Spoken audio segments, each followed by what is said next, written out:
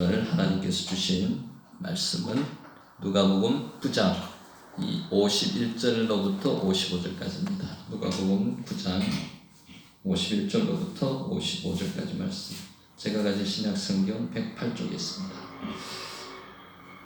다 되셨으면 얼마 길지 않으니 목소리로 합독하도록 하겠습니다. 예수께서 성천하실 기약이 차감해 예루살렘을 향하여 올라가기로 굳게 결심하시고 사자들을 앞서 보내시매 그들이 가서 예수를 위하여 준비하려고 사마리아인의 한 마을에 들어갔더니 예수께서 예루살렘을 향하여 가시기 때문에 그들이 받아들이지 아니하는지라. 제자 야고보와 요한이 이를 보고 이르되 주여 우리가 불을 명하여 하늘로부터 내려 저들을 멸하라 하기를 원하시나이까. 예수께서 돌아보시고 꾸짖으시고 함께 다른 마을로 가시니라. 아멘. 오늘 제목을 예루살렘을 향한 굳은 결심이라고 정했습니다. 성경에 보면은 선택을 잘못해가지고 많은 어려움을 당한 사람들이 있습니다. 그 대표적인 예가 에스입니다. 에스는 팥죽 한 그릇에 장자의 명분을 굉장히 쉽게 팔아버렸습니다. 또 한 사람이 있다면 아브라함 조카 롯입니다. 서로의 소유가 많아져가지고 한 곳에서 많은 양들, 소떼들을 먹일 수가 없었습니다. 그래서 아브라함이 조카 롯에게 이야기를 합니다. 네가 원하는 것을 가면은 나는 네 반대편으로 가겠다. 사실 인간적으로 말하면은 그런 이야기를 삼촌이 한다면은 롯의 입장에서는 아닙니다. 삼촌이 먼저 선택을 하시면은 제가 다른 방향을, 반대 방향을 결정하겠습니다. 이렇게 해야 되는데 그것을 넙죽받아가지고 자기가 선택을 했습니다. 그 선택을 할 때 뭘로 선택을 했습니까? 눈에 보이는 글로 선택을 했습니다. 소돔과 고모라 쪽을 보니까 물도 넉넉하고 가축치기에 좋아 보였습니다. 그래서 그쪽을 선택했더니만 결국은 어떻게 됐습니까? 그 소돔과 고모라가 멸망당하는 그 상황을 봤고 그것만 끝나지 않았습니다. 뒤를 돌아보다가 롯의 아내가 소금기둥이 되는 불상사도 겪었고 거기서 또 끝나지 않았어요. 그 두 딸이 아버지를 통해서 후사를 이어갑니다. 그 후사들이 아주 원만한 그런 일이 진행되지가 않게 또 되었고요. 그래서 선택을 잘못하면은 여러 가지 어려운 일을 많이 겪는다라고 이 두 사람을 통해서 우리가 하나님께서 보여주신 것을 알 수 있습니다. 그래서 선택을 또 잘해가지고 복받은 사람들이 있습니다. 그 대표적인 예가 아브라함입니다. 부모, 친척, 아비 집을 떠나서 내가 지정해주는 곳으로 가라고 이야기할 때 가감없이 단호하게 선택을 했습니다. 그래서 갖는 것이 가나안 땅으로 들어가고 믿음의 조상이 되었습니다. 또 한 사람 선택을 잘했는 사람이 있다면은 룻입니다. 룻기에 나오는 룻. 시어머니 나오미가 이제 다시 베들레헴으로 돌아오려고, 이방 땅에서 돌아오려고 할 때 그 시어머니를 어떻게 쫓았다고요? 쫓았다고 이야기를 합니다. 떨어지지 않았다는 거죠. 시어머니 하나님이 내 하나님이고 시어머니 조상이 내 조상이라고 시어머니를 붙쫓았습니다. 뭘 받습니까? 시어머니 인품을 받겠지만은 시어머니 인품보다 더 중요한 건 하나님을 받다는 거죠. 뭐가 되었습니까? 다윗의 조상이 되고 예수 그리스도의 족보에 올라가는 그런 일이 생겼단 말입니다. 또 한 사람이 있다면 라합이라는 사람이 있습니다. 여리고성이 멸망당하기 직전 정탐꾼 2명이 왔을 때 그 정탐꾼을 숨겨주었고 그 정탐꾼 숨겨준 걸로 해서 그 가정이 다 구원을 받았고요. 마찬가지입니다. 다윗의 자손이 되고 예수 그리스도의 족보가 올라가는 그와 같은 큰 영광을 차지했습니다. 우리도 매일매일 선택을 하면서 살아갑니다. 어떤 선택을 하면서 살아가는 거죠? 하나님이 말씀하시던 말씀 속에서, 성경 말씀 안에서 우리가 선택을 하고 살아가는 사람이 있고 안 그런 사람이 있습니다. 영의 사람이 있고 육의 사람이 있다고 말씀드리는 거죠. 오늘 본문 이전에 예수님은 뭐라고 말씀하셨는가 하면 제자도에 대해서 말씀하셨습니다. 나를 따라오려거든 자기를 부인하고 제 십자가를 지라고 말씀하셨고요. 나를 따라오려거든 누가 그냥 싸우지 말고 섬기는 사람이 되라고 이야기를 하셨고, 나를 따라오려거든 우리와 함께 따르지 아니하므로 금하지 말고 화목하라고 이야기를 하셨습니다. 그리고 나서 오늘 사건이 일어납니다. 예수님께서 성천하실 때가 가까워졌습니다. 기한이 차갔다고 이야기했어요. 어떻게 하셨습니까? 예수님의 십자가 사건은 우연한 사건이 아니에요. 우연히 하다 보니까 잡혀가가지고 십자가에 달려 돌아가신 게 아니란 말입니다. 만세 전부터 계획 속에 있었던 사건이라고 지금 말씀하시는 거예요. 우리가 지금 오늘 이 자리에 이래 있는 게 우연한 사건이 아닙니다. 하나님의 예정하신 섭리 속에 있었던 사건입니다. 우리 형제들을 구원하는 사건도 마찬가지라고 생각하시면 됩니다. 우리는 개인적인 종말을 모릅니다. 언제 내 종말이 올지. 전 세계적인 종말 말고요. 인류적인 종말 말고 개인적인 종말. 내가 운명하는 날, 별세하는 날이, 죽는 날이 언제인지 아무도 모른다고요. 건강을 자신하는 사람도 오늘 자다가 내일 아침에 어떻게 될지 아무도 모르는 세상입니다. 아니요, 지금 가다가 당장 어떻게 될지도 모르는 세상입니다. 교통사고로 날 수도 있고요. 또 다른 우연한 사고로 길에서 뭐가 떨어지다가 죽는 사람도 많습니다. 하나님께서 저 하시고 계신다는 거죠. 그런 걸 생각하면은 한순간 한순간이 어떻게 살아야 된다고요? 최선을 다해서 하나님이 원하시는 방향으로 살아야 된다는 겁니다. 성천하실 기약이 차감해 예수님이 예루살렘을 향하여 올라가기로 굳게 결심을 하셨답니다. 왜? 죽으러 가시는 거죠. 십자가에 못 박혀서 우리 죄를 사하시기 위해서 십자가에 못 박혀 죽으시러 지금 가시는 길목에 있다고 지금 말씀하시는 겁니다. 이때 예수님의 심정이 어떻겠어요? 예수님께서 겟세마네 동산에서 기도도 하셨죠. 이 잔을 내게서 물리실 수만 있다면 물러달라고 이야기하시는, 그게 인간의 육체를 가진 사람의 애틋한 마음, 간절한 마음입니다. 그렇지만 그 잔을 물리치시지 않으셨어요. 마음이 아마 온갖 마음이 다 드셨을 겁니다. 버림받고 배척받고 고난받고 십자가에 달려서 돌아가셔야 됩니다. 꽃길이 아니었습니다. 그런데 이 길에서 무슨 일이 일어났습니까? 사자들을 보내서 사마리아 쪽으로 바로 질러 가시려고 그랬어요. 보통 보면은 사마리아를 통과 안 하고 동편으로 가가지고 요단강 건너가지고 다시 여리고 쪽으로 와서 예루살렘으로 올라가십니다. 그럼 길을 많이 돌아가는 겁니다. 왜? 사마리아 사람들하고 유대인들하고 관계가 많이 안 좋았습니다. 옛적부터 거슬러 올라가는데 역사적으로 사마리아 사람들은 누구의 침공을 받았는가 하면요. 586년, BC 586년에 722년에, BC 722년에 아수르로부터 침공을 받아가지고 아수르가 무슨 정책을 썼는가 하면요. 이주 정책을 썼습니다. 아수르 쪽에 있는 아수르의 사람들을 사마리아 쪽에 데려와가지고 정착을 시켰고요. 사마리아에 있는 사람들을 아수르로 이동을 시켰습니다. 그러다 보니까 거기 있는 사람들끼리 혼인을 하겠죠. 그렇다 보니까 유대인의 피가 대대로 내려가지가 않고 이방인들과 피가 섞여버렸습니다.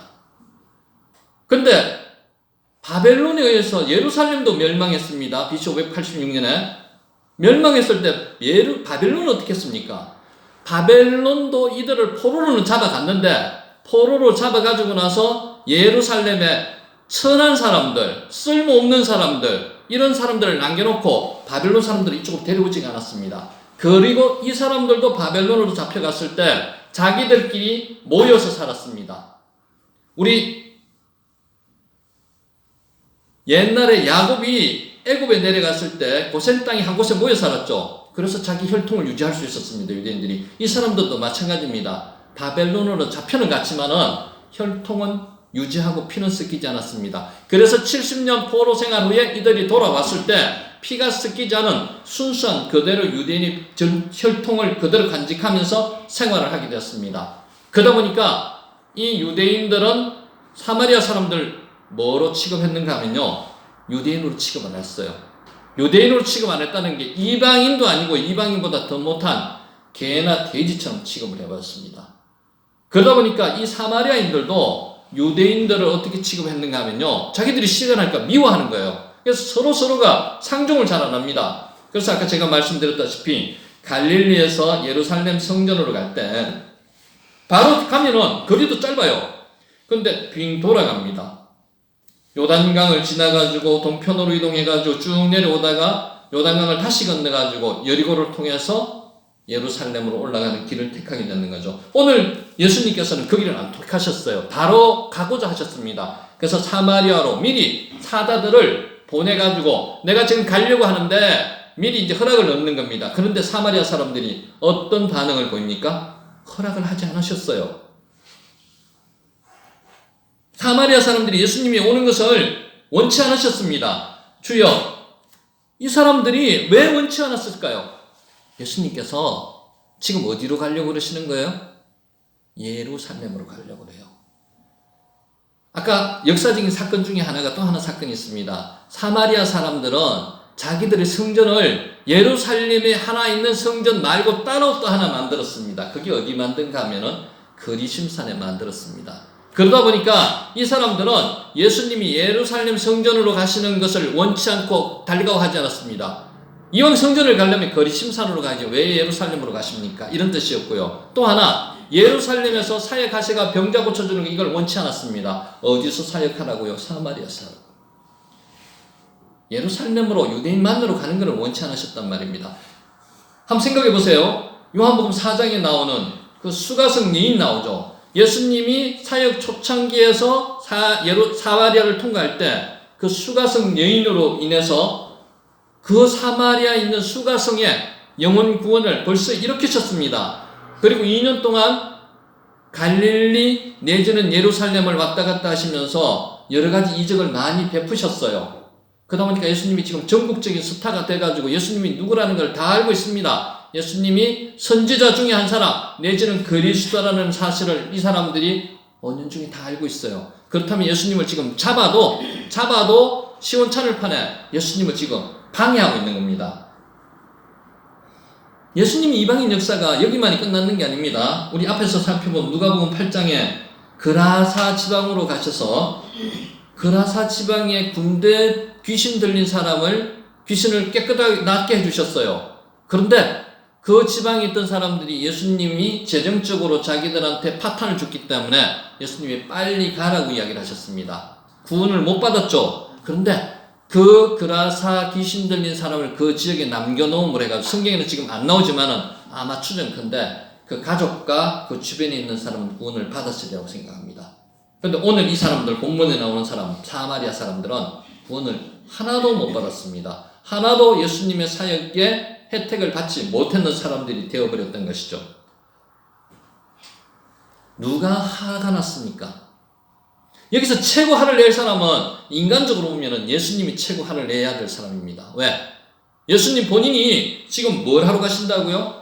예루살렘에 나를 십자가에 못 박아가지고 내가 죽어가지고 모든 사람들이 지금 죄를 사하러 가시는 중에 있는데 이 사람들이 지금 가지 말라, 이 길을 택하지 말라고 이야기하니까 예수님이 제일 화를 내셔야 되는데 화를 낸 게 누구였습니까?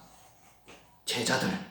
그 중에서도 오늘 본문에 나오는 요한과 야고보가 제일 화를 냈습니다. 불을 명하여 하늘에서 내려 이들을 멸하게 하리까. 이 정도까지 이야기를 합니다.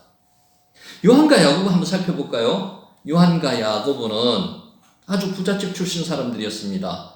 베드로는 예수님을 따르라 할 때 배를 버려두고 따랐습니다. 그죠? 근데 요한과 야고보는 그 당시 뭘 하고 있었습니까? 품꾼을 동원해가지고 그물을 깁다가 아버지와 배와 모든 것을 버려두고 예수님을 따른 형제들입니다. 성격이 단호한 사람들입니다. 그래서 이 사람들은 뭐라고 불렀는가 하면 예수님이 보아느게라고 불렀습니다. 불의 아들이라고. 그만큼 성격이 대단한 사람들입니다. 다혈질인 사람들입니다. 다혈질인 사람들이 장단점이 있어요. 베드로도 다혈질이죠. 다혈질인 사람들은 판단을 하고 생각을 하고 행동을 하는 게 아니에요. 행동을 하고 나서 나중에 판단을 합니다. 생각을 합니다. 그러니까 일을 저질러 놓고 나서 나중에 수습하는 거죠. 그러다 보니까 실수가 많습니다. 근데 하나님께서 이들을 선택하신 이후의 행적을 보면은 이게 차츰차츰 바뀌어갑니다. 특별히 예수님의 사후에 성령을 받고 나서는 이들의 행동이 완전히 바뀌어집니다. 어떻게 바뀌어졌어요? 야고보는 어떻게 됐습니까? 예수님의 제자 중에서 최초로 먼저 순교한 사람이 되었습니다. 순교가 쉽습니까? 순교가 성격만 와일드하다고 성격만 우락부락하다고 순교가 됩니까? 아닙니다. 예수님께서 말씀하셨다시피 자기를 부인하고 자기 십자가를 쥐고 하는 사람만이 순교가 가능할 수가 있습니다. 근데 예수님을 만나서 보안역의 이 사람이 뭐가 되었다고요? 이런 성격의 사람들이 순교도 감당할 수 있는 이렇게 변했단 말입니다. 뭘로 통해서? 성령으로 통해서.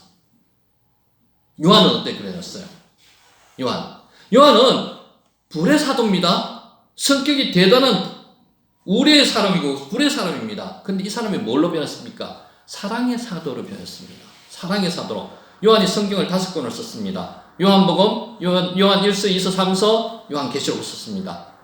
말마다 사랑입니다. 성경에 사랑 계속 요한이 사랑의 사도가 되어버렸습니다. 불같은 성격의 사람이 어떻게 이렇게 변했을까요?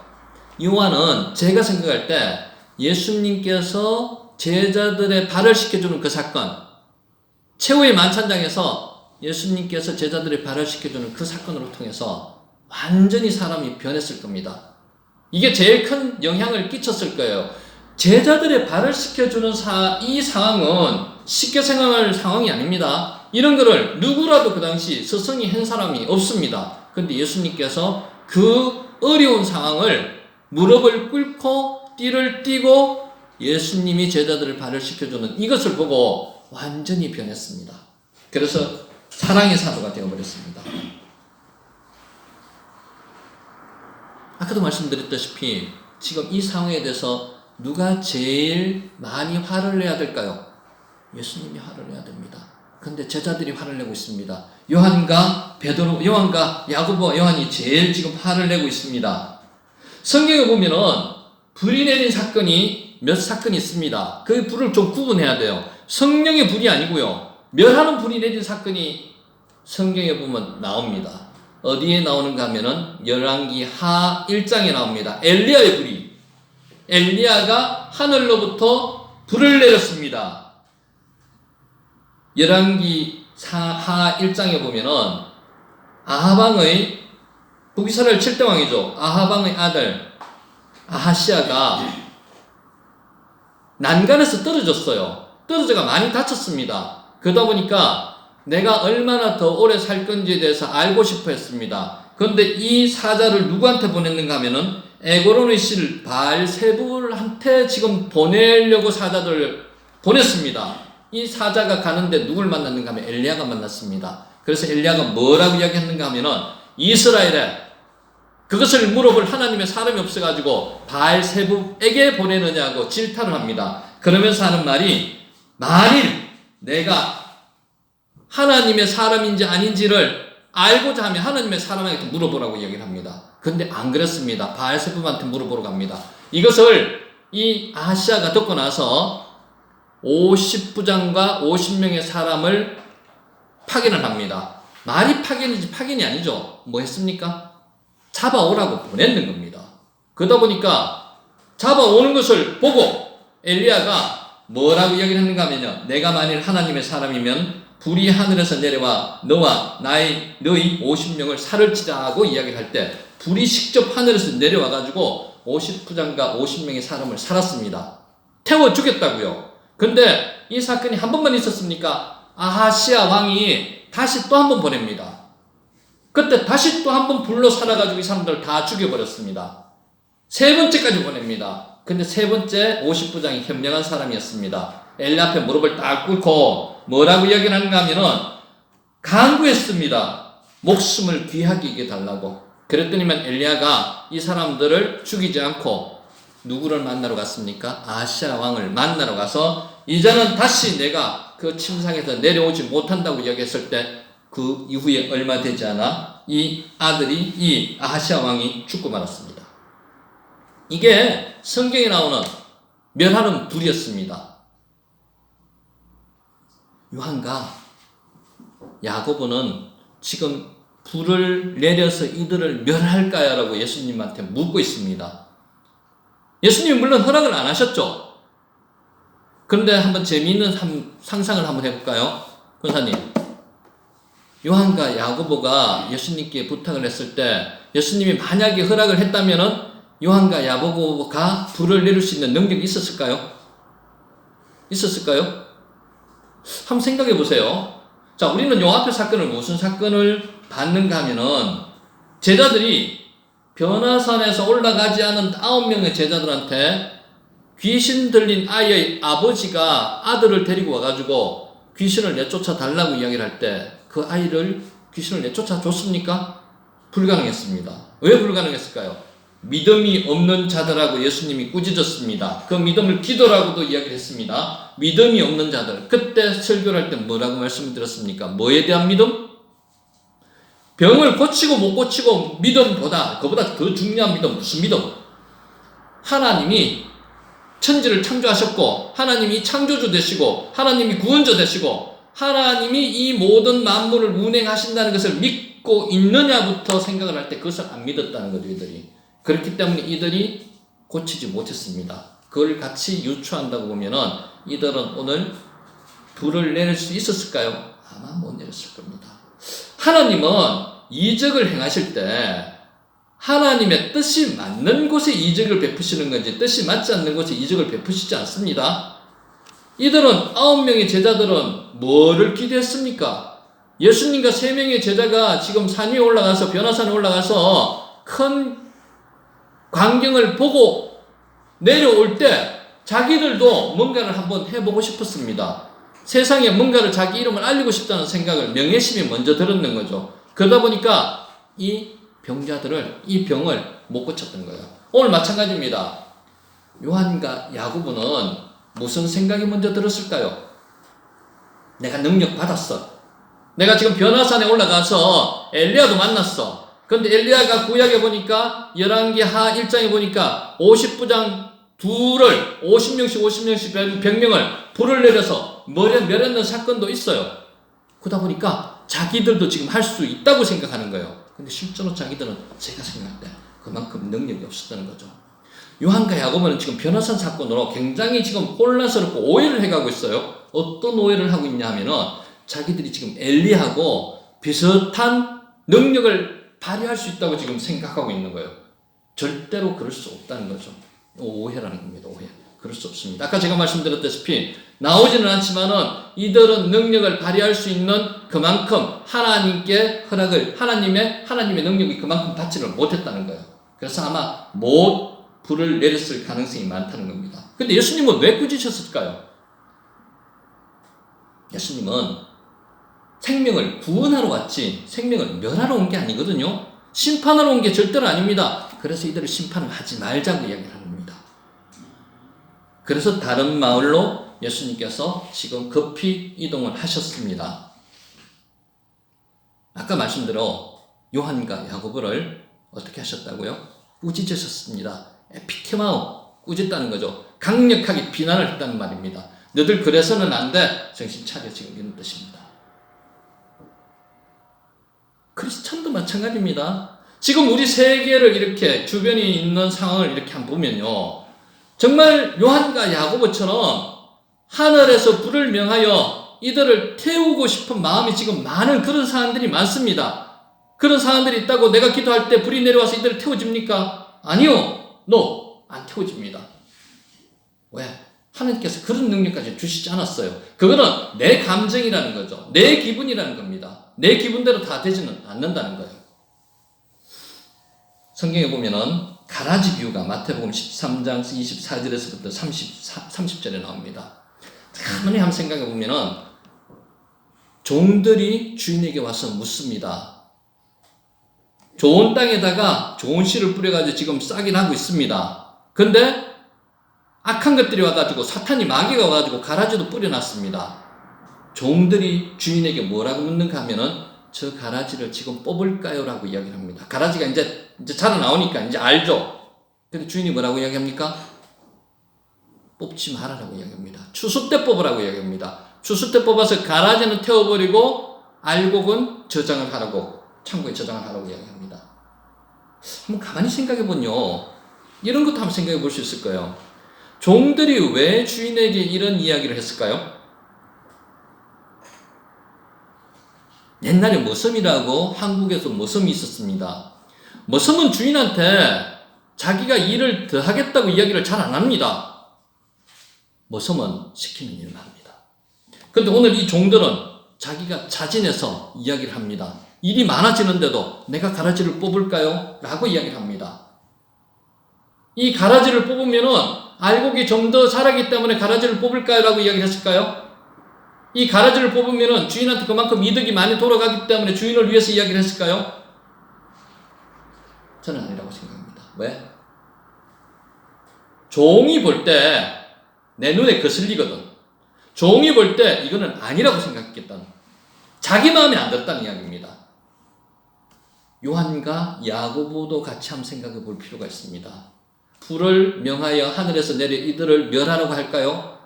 누구를 위해서? 예수님을 위해서? 전 세계를 위해서? 아니요. 자기 기분에 의해서. 자기 감정으로 가지고 지금 이야기를 하는 겁니다. 이해되십니까? 내가 지금 이 사람들을 보니까 내가 못 참겠어. 왜 예수님한테 이러는지, 아니 우리한테, 우리 제자들한테 왜 이러는지, 예수님을 지금 모셔가지고 환대하면서 환영해도 시원찮을 판에 왜 지금 이 사람들이 길도 지나가지 못하도록 왜 막어? 그래서 내 눈에 거슬리기 때문에, 내가 이 사람들 마음에 안 들기 때문에, 내가 방금 엘리야도 만났잖아. 엘리야 만난 엘리야처럼 나도 능력이 있으니까 내가 불을 명하여서 하늘에서 내려서 이들을 멸하게, 예수님 그렇게 하십시다. 지금 이 이야기를 하고 있는 겁니다. 이렇게 바뀌었어요? 누구 기분? 예수님의 구원사에게 전혀 도움이 안 되는 겁니다.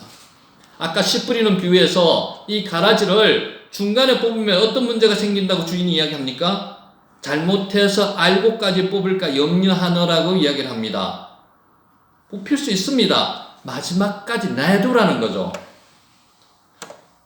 주인이 시키는 거 아닌데 미리 하려고 하는 사람들은 자기 마음에 안 든다는 겁니다. 우리도 지금 마찬가지예요. 내 마음에 안 들어가지고 내가 원하는 대로 안 해주시면은 아버지 따집니다. 아버지 이렇게 하도록 해주세요. 종의 입장이 아니라는 거죠. 하나님의 뜻에 따라가 하나님 시키는 일만 해야 된다는 거죠. 잘 한번 생각해 보시라는 거죠.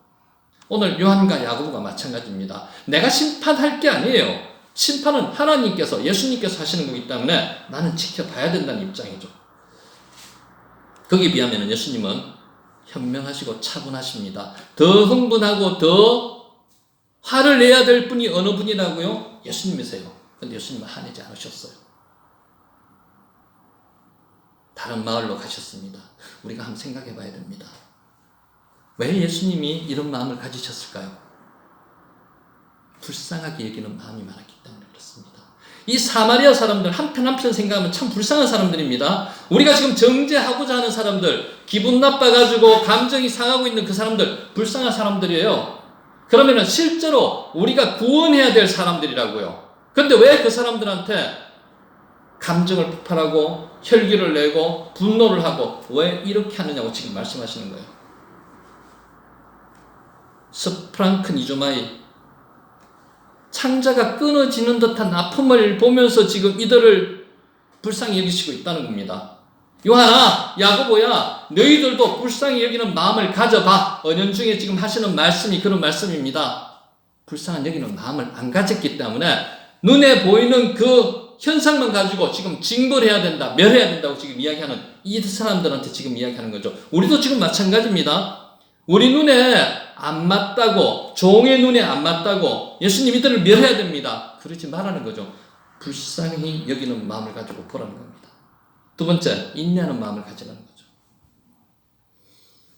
예수님은 인내하십니다. 왜? 이 사람들을 벌써 죽여도 몇 번은 죽일 수 있는 그런 힘과 파워와 능력을 가지고 계십니다. 창조주기 때문에 12군단을 명하여서 이 사람을 못 멸하겠습니까? 멸하실 수 있습니다. 그렇지만 인내하셨어요. 언제까지? 이들이 구원을 받기까지. 이들도 얼마나 피해가 많았습니까? 그동안에 자기들이 원해서 지금 피가 혼혈이 된 사람들입니까? 아닙니다. 정책적으로 자기들도 모르는 사이에 피가 섞여버렸습니다. 자기들이 사마리아 사람들이, 유대인이 개돼지라고 부르는 그런 사람들이 돼버렸습니다. 그러면은 이들 사람들한테 기회를 줘야 하지 않습니까? 인내하는 마음을 가지라는 말입니다. 로마서 2장 4절, 혹 내가 하나님의 인자하심이 너를 인도하여 회개하심을 알지 못하여 그 인자하심과 용납하심과 길이 참으심이 풍성함을 멸시하느냐. 네가 판단하지 말라는 거죠. 하나님이 판단하시기 넌 기다리는 겁니다. 네가 주님의 종으로 네가 심판하려고 하지 말라는 거예요. 마지막에 예수님은 이들에게 기대하는 마음을 가져야 한다고 말씀하시는 겁니다. 무엇을 기대해야 됩니까? 돌아올 것을 기대하는 마음을 가져야 된다는 거죠. 아무리 죄인이라도 그 사람이 변화될 수 있는 마음의 여지가 충분히 있습니다. 그런데 우리는 기다리지 못하고 이들을 그냥 버려야 된다고 이야기하는 겁니다. 지금 아니더라도 복음이 이들에게 전파될 가능성이 있다는 거죠. 만약에 이때 요한과 야고보 말대로 불이 하늘에서 내려와서 이들을 살랐다면 어떻게 될까요? 이들의 구원은 전혀 없습니다. 사도행전 8장 4절에서 8절 빌립 집사가 사마리아로 가서 전도하는 장면이 나옵니다. 이들이 온 유대가 사마리아가 구원을 받았다고 이야기합니다. 왜? 이때 불이 멸했다면 전혀 구원의 역사는 없었을 겁니다. 인간의 짧은 소견으로 미리 판단하지 말라는 거죠. 아까 말씀드렸죠. 이 사람들은 과격한 불같은 성격의 사람들이기 때문에 행동부터 먼저 하고 나중에 생각하고 후회도 하게 됩니다. 이런 우를 범하지 말라고 이야기합니다. 그런 사람들이 나중에 변해서 최고 먼저 순결하고 사랑의 사도가 되었다는 것은 무엇 때문에 그렇게 되었을까요? 하나님이 이들을 이렇게 만들었다는 겁니다. 예수님의 제자들이 12명이 물론 가룟 유다는 빼고요. 능력 있는 사람이 거의 없었습니다. 다 사회에서 중하 쪽으로 가는 사람들입니다. 천민은 아니지만 천민처럼 살았던 사람들입니다. 그런 사람들이 변했습니다. 어떻게? 예수님처럼 순교할 수 있는 마음도 가지고요. 능력도 가지고요. 힘도 가진 사람들로 변했습니다. 성령의 역사에서 변했다는 거죠. 예수 믿는 사람들이 처음부터 능력 있는 사람들이 잘 없습니다. 믿다가 능력 있어진 사람들이 많습니다. 그것을 누구의 능력으로 알아야 된다고요? 하나님의 능력으로 알아야 된다고 지금 말씀하시는 겁니다. 고린도전서 10장 31절 그런즉 너희가 먹든지 마시든지 무엇을 하든지 다 하나님의 영광을 위해서 하라고 말씀하시는 겁니다. 우리는 지금 다른 사람을 정죄하는 게 하나님의 영광을 위해서 한다고 생각하고 있는 게 우리 입장이지만 실제로 그거는 우리 입장이 아니라는 거죠. 하나님의 입장에 살아는 겁니다. 로마서 14장 8절 우리가 살아도 주를 위해서 살고 죽어도 주를 위해서 죽나니 그러므로 사나 죽으나 우리가 누구의 것이라고요? 주님의 것입니다. 왜 주님의 것인데 내 것이냐? 내가 다 알아서 판단하고 내가 정죄하고 내가 불로 살렸다가 내가 죽였다가 왜 내가 다 하느냐고요? 하지 말라는 거예요. 누가 하신다고요? 우리는 정죄하고 판단하고 심판하는 사람들이 아니에요. 예수님도 말씀하셨잖아요. 지금 예수님이 뭘 하러 오셨다고요? 이 땅에 예수님이 지금 그 당시에 오신 이유는 살리고 살리기 위해서 지금 오셨는 거예요. 죽이기 위해서 심판하러 위해서 오셨는 게 아니라는 거죠. 마찬가지입니다. 우리한테도 지금 그렇게 말씀하시는 거예요. 심판하는 권한은 하나님께 예수님께 있습니다. 우리는 이들의 영혼 구원을 위해서 하나님의 명령에 따라서 사명을 잘 감당해야 된다고 지금 말씀하시는 겁니다. 정리해야 됩니다. 예수님이 이 땅에 오신 이유가 사람들을 판단하고 심판하기 위해서 오시는 게 절대는 아니에요. 그러면은 예수님의 제자인 우리는 어떻게 해야 될까요? 심판하고 판단하고 내 혼자서 정죄하면 안 된다는 거예요. 누가? 나는 뭘 해야 되는 거예요? 살리는 입장에서 서야 된다는 거죠. 영혼 구원하는 입장에서 이들한테 기회도 주고 인내하는 마음도 가지고 불쌍히 여기는 마음을 가지고 이들을 봐야 된다는 말입니다. 강한 말이 좋습니다. 강하게 하는 게 좋습니다. 강하게 할 때가 있고 안 할 때가 있습니다. 사랑. 모든 말보다도 모든 은사보다도 가장 앞서는 게 사랑입니다. 사랑이 없으면 이 세상은 아무 유익이 없습니다. 성경 말씀을 딱 두 글자로 이야기하면 사랑입니다. 사랑이 넘치는 저와 여러분이 되시기를 간절히 축복합니다. 기도드리겠습니다. 하늘에 계신 우리 아버지 하나님이여, 주님께서는 저희를 심판하러 오시지 않으셨다고 말씀하셨습니다. 저희들을 살리고 구하기 위해서 이 땅에 오셨다고 말씀하셨습니다. 요한과 야고보가 불을 명하여 하늘에서 내려 저들을 멸할까요? 라고 이야기할 때 예수님은 거기에 대해서 허락을 하지 않으시고 제자들을 꾸짖으셨습니다. 예수님의 마음을 저희가 이해를 할 수 있도록 해주시기를 간절히 바랍니다. 우리가 세상을 정죄하면서 살지 않도록 해주시옵소서. 세상을 우리가 심판하면서, 우리가 세상을 욕하면서 또 그런 사람들을 불을 내려서 멸하는 그런 마음을 가지지 않고 살기를 간절히 원합니다. 주님께서 원하셨듯이 저희는 불쌍히 여기는 마음을 가져야 됩니다. 저희는 인내하는 마음을 가지고 그들을 지켜봐야 됩니다. 기대하는 마음을 가지고 영혼 구원의 사명을 감당해야 됩니다. 사랑하는 마음을 주시옵소서. 사랑하게 해 주시옵소서. 사랑하는 모든 교우들이 되기를 간절히 바라오며 예수님 이름으로 기도드립니다. 아멘.